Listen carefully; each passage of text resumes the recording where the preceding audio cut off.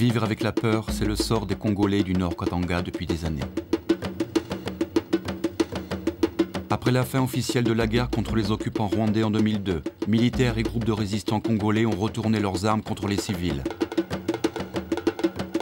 Pillages, viols, exactions, villages incendiés, désertés, des dizaines de milliers de personnes déplacées, en fuite.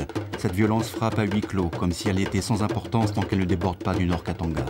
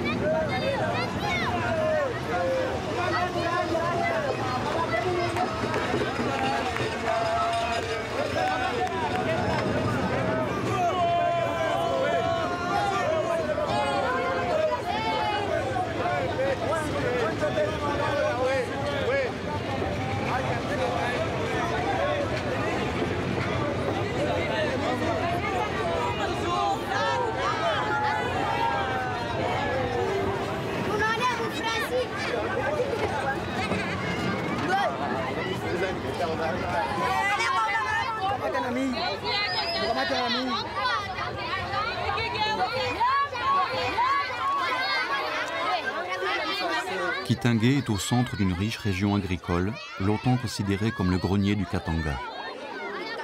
Un chemin de fer assure son débouché. Malgré l'insécurité, des activités commerciales reprennent.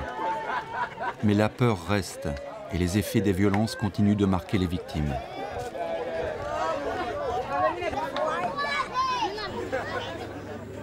Au centre de santé de Kitenge, tous ont été et sont des témoins.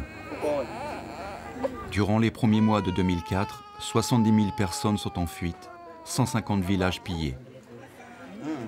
Kitenge, aujourd'hui vous venez, vous retrouvez Kitenge, il est plein de gens, les gens marchent, au point que certaines qui viennent ici se disent est-ce qu'il y a vraiment des problèmes à Kitenge. Mais là, vous allez voir qu'avant fin 2002, bon, Kitenge, c'était un autre contexte. C'est que Kitenge, c'était pratiquement le théâtre même des violences. Il y a eu des affrontements ici sur Kitenge.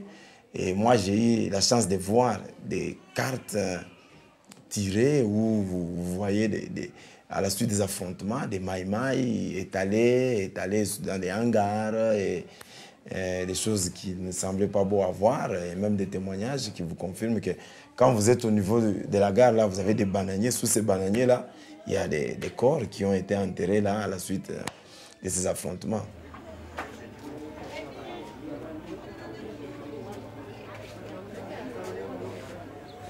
Les docteurs Claude et Willy, médecins du secteur public, travaillent au centre de santé. Depuis 2002, des équipes de Médecins sans frontières portent secours aux victimes des pillages, des exactions, de la violence armée.